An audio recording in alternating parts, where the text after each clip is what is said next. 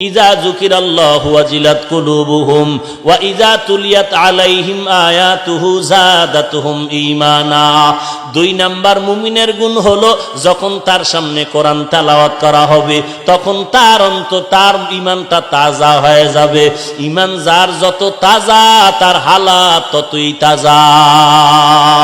ওই বান্দার ঈমানের পাওয়ারই চশমা লাগায় দেখে জাহান্নাম তার পাশে হাজির। ওই বান্দা জাহান্নামের আয়াতগুলো শুনলে চোখের পানি ধরে রাখতে পারে না।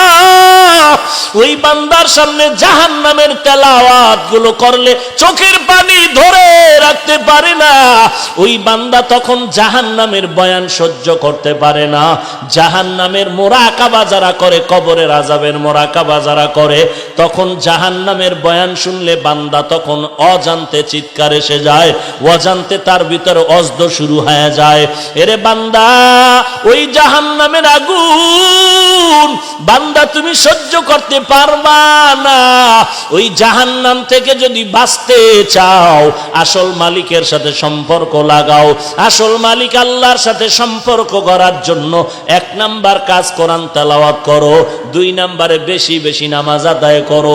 কোরআন তেলাওয়াত পারি না বললে হবে না, পারার জন্য চেষ্টা করো। কারণ কিয়ামতের ময়দানে কঠিন মুসিবতের সময় যেদিন সূর্য মাথার উপরে নেমে আসবে, সূর্যের 12টা মুখ জমিনের দিকে দেওয়া হবে। আল্লাহ বলবেন, সূর্য তোর যত তাপ আছে জমিনে ছেড়ে দে, সূর্যের তাপে জমিনটা তামা হয়ে যাবে। ওই সময় আমার মাওলার যারা আশিক ওরা চিল্লাইবে, আল বলবে আমার মাওলাকে দেখতে মনে চায়। আল্লাহ অর্ডার করবে, রে ফেরেশতা আমার বান্দাগুলোরে নূরের তৈরি আরশে আজিমের কাছে নিয়ে যাও, ওখানে ছায়ায় বসায় দাও। আমি আল্লাহ আমার খাস আশিক বান্দাদের সাথে আমি নূরের পর্দা উঠাইয়া মোলাকাতের ব্যবস্থা করব। এরে নবীর উম্মতের দল, আল্লাহর মোহাব্বত নিয়ে কোরআন তেলাওয়াত শিখো। আল্লাহ তাআলা বলেন, কিয়ামতের ময়দানে আমি আমার আশিক বান্দাদের সামনে আমি আল্লাহ নিজে কুদরতি কণ্ঠে কোরআন তেলাওয়াত করে শোনাবো। ই কালামে জিন্দা কোরআনে হাকিম, হিকমতে উলায়া জালাসতু কাদিম, বাখা কোরআ কালামুল্লাহ বাসানো কাদিমাস্তি নইনো। 1 নম্বরে বান্দা আল্লাহর জিকির করো, 2 নম্বরে কোরআনের তেলাওয়াত করো। কোরআন তেলাওয়াত পারি না বললে চুপ থাকলে হবে না, কোরআন পড়া শিখতে হবে। এরে পর্দার আড়ালের মাকেও কোরআন শিখাতে হবে। ফজরের নামাজের পরে সূরা ইয়াসিন পড়ো, যোহরের নামাজের পরে সূরা আর রহমান পড়ো, আসরের নামাজের পরে আম্মা ইয়াতাসাআলুন পড়ো, মাগরিবের নামাজের পরে অন্তত সূরা ওয়াকিয়া পড়ো। ইজা ওয়াকাতিল ওয়াকিয়া লাইসা লিওয়াকাতিহা কাযিবা। এশার নামাজের পরে সূরা মুলক তেলাওয়াত করো, তাবারাকাল্লাযী বিয়াদিহিল মুলক ওয়া হুয়া আলা কুল্লি শাইইন কাদির। 5 ওয়াক্তে 5টা না সূরা তেলাওয়াত করো। ফজরের নামাজের পরে সূরা হাশরের শেষ 3 আয়াত পড়ো, মাগরিবের নামাজের পরে সূরা হাশরের শেষ 3 আয়াত পড়ো। 70,000 রহমতের ফেরেশতা তোমার ঘর আর তোমাকে পাহারা দিবে। আল্লাহর কোরআন তেলাওয়াত অনেক সহজ। 1 মাস 2 মাস সময় দাও, 1 ঘন্টা করিয়া শিখতে পারবা। কারণ কোরআন ছাড়া তো তোমার নামাজ হবে না। নামাজে কোরআনের সূরা না পড়লে হবে না, আর সূরা শুদ্ধ না হলে নামাজ হবে না। হ্যাঁ, ওই বান্দার অশুদ্ধ সূরা পড়লেও নামাজ হবে, যেই বান্দা শুদ্ধ করার জন্য চেষ্টা করবে। 2 নাম্বার গেল কোরআনের তেলাওয়াত। 3 নাম্বার জবানের মধ্যে দরুদ শরীফ আর সালাম পড়ো। সাল্লাল্লাহু আলাইহি ওয়া আলিহি ওয়া সাল্লাম, সাল্লাল্লাহু আলাইহি ওয়া আলিহি ওয়া সাল্লাম, সাল্লাল্লাহু আলাইহি ওয়া আলিহি ওয়া সাল্লাম। একবার পড়বা 3টা উপকার হবে। 1 নম্বরে 10টা গুনাহ মাফ হয়ে যাবে, একবার পড়ার দ্বারা 10টা নেক যোগ হয়ে যাবে। আল্লাহর দরবারে তোমার 10 গুণ মর্যাদা বেড়ে যাবে। हर के बाशुद आमिले सल्लू मुदागम आतिशे दो जुक्शावद बरवाए हराम। দরুদ শরীফ পড়ো, বেশি বেশি পড়ো। মসজিদে ঢোকার সময় দরুদ পড়ো, বিসমিল্লাহি ওয়াসসালাতু ওয়াসসালামু আলা রাসূলিল্লাহ আল্লাহুম্মা আফতাহলি আবওয়াবা রাহমাতিক। আবার যখন তুমি বের হও তখনও নবীর নামে দরুদ সালাম পড়ো, বিসমিল্লাহি ওয়াসসালাতু ওয়াসসালামু আলা রাসূলিল্লাহ আল্লাহুম্মা ইন্নী আসআলুকা মিন ফাদলিক। ঘুমের সময় ওযু করিয়া ঘুমাও, ডান কাতে ঘুমাও, নবীর নামে দরুদ পড়ে ঘুমাও। 1000 বার যদি বান্দা দরুদ পড়ো, সাল্লাল্লাহু আলাইহি ওয়া আলিহি ওয়াসাল্লাম, সাল্লাল্লাহু আলাইহি ওয়া আলিহি ওয়াসাল্লাম, আল্লাহর নবী বলেন তোর মরণ হবে না, মরণ হবে না, জান্নাতের খাতায় নামটা না লেখা পর্যন্ত। 3 নাম্বার নবীর শানে দরুদ পড়ো। দোকানওয়ালা ভাই, দোকানের মধ্যে বসে আছো, জবানটা দিয়া বাজে কথা না বলিয়া জিকির করো, তেলাওয়াত করো, দরুদ শরীফ পড়ো।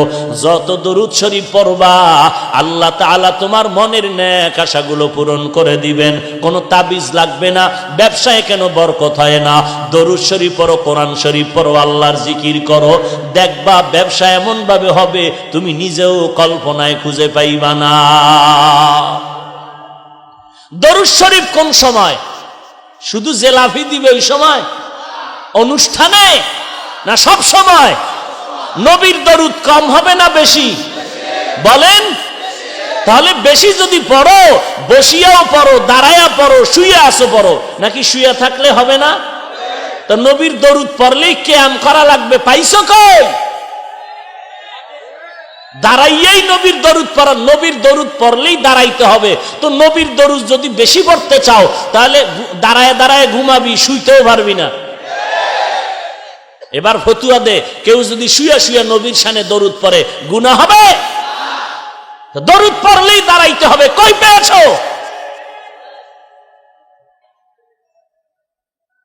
নবীরে দাঁড়াইয়া সালাম দিতে হবে। আর তুমি ইয়া নবী সালামু আলাইকা, ইয়া রাসূল সালামু আলাইকা, ইয়া হাবিব সালামু আলাইকা, সালাওয়াতুল্লাহ আলাইকা, এই কবিতা কোন হাদিসে পেয়েছো? একটা হাদিস দেখাও। তোমরা দেও, তাতে দ্বন্দ্ব নাই। তোমার কবরে তুমি যাবা, তোমার ফিডা তুমি খাবা, দ্বন্দ্ব করে লাভ আছে? যদি আমারে গালি দাও তখন আমি প্রশ্ন করব, কোন হাদিসে পাইছো নি দেখাও, আমিও করব। কোন নবীর সাহাবী করছেনি এইরকম, সালাম দিছেনি দেখাও, আমিও দিব। যদি বলো না তো আমিও না।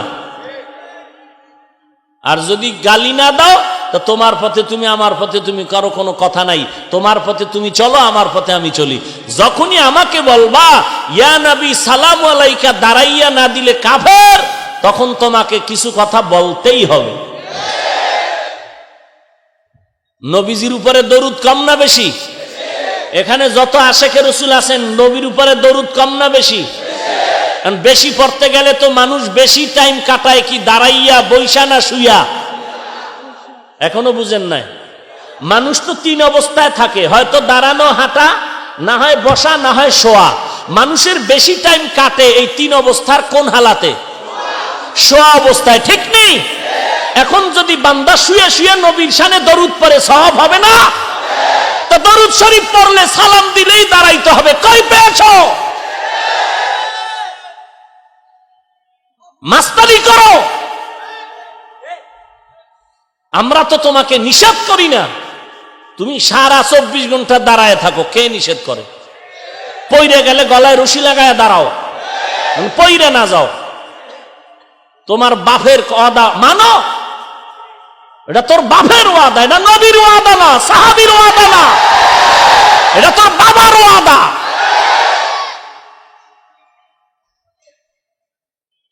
নবীর দরুদ পড়তে বলেছেন, সালাম পাঠাইতে বলেছেন, কোন সময়ের সাথে, অবস্থার সাথে নবী বেঁধে দেন নাই যে এইভাবে পড়তে হবে, এই সময় পড়তে হবে, দাঁড়াইয়া পড়তে হবে। নবী বলেন নাই হাঁটতেছো দরুদ পড়ো, বসে আসো দরুদ সালাম পড়ো, শুয়ে আসো দরুদ সালাম পড়ো। অর্থাৎ দরুদ বেশি পড়ো, বেশি পড়লে শুয়েও পড়তে হবে, বেশি পড়লে দাঁড়ায় পড়তে হবে, বেশি পড়লে বসেও পড়তে হবে। যেই হালাতে থাকো দরুদ সারা যাবে না। মাস্তানি করে দরুদ পড়লেই দাঁড়াও, সালাম দিলেই দাঁড়াও।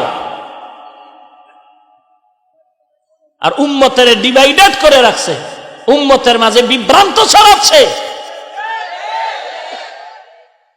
কত বড় সাহস যে কাফের পর্যন্ত ফতুয়া দেয়। কাফের কিয়াম না করলে কাফের।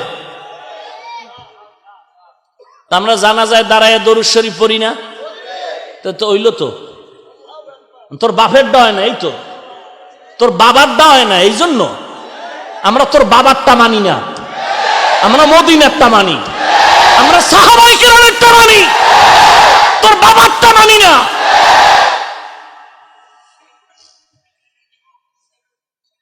কপাল পোড়া কোথাকার।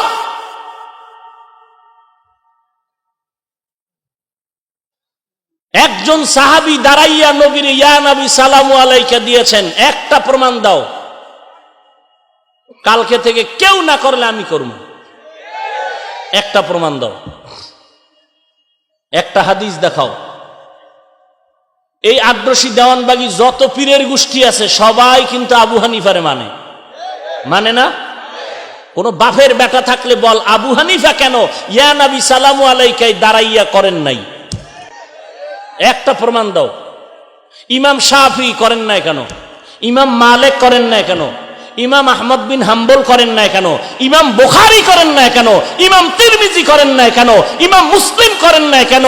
দাঁড়াইয়া দাঁড়াইয়া ইয়া নবী সালামু আলাইকা, ইয়া রাসূল সালামু আলাইকা, ইয়া হাবিব সালামু আলাইকা, সালাওয়াতুল্লাহ আলাইকা, এগুলো বললে যদি আল্লাহ খুশি হয়, এত বড় বরকতের কাজটা ইমাম বুখারী করেন নাই কেন? এত বড় বরকতের কাজ ইমাম তিরমিজি করেন নাই কেন? ইমাম আবু হানিফা করেন নাই কেন? এখান থেকে আমাদের দলিল ফাইনাল, তারা যেহেতু করেন নাই, আমার বাবায় বললে করব না।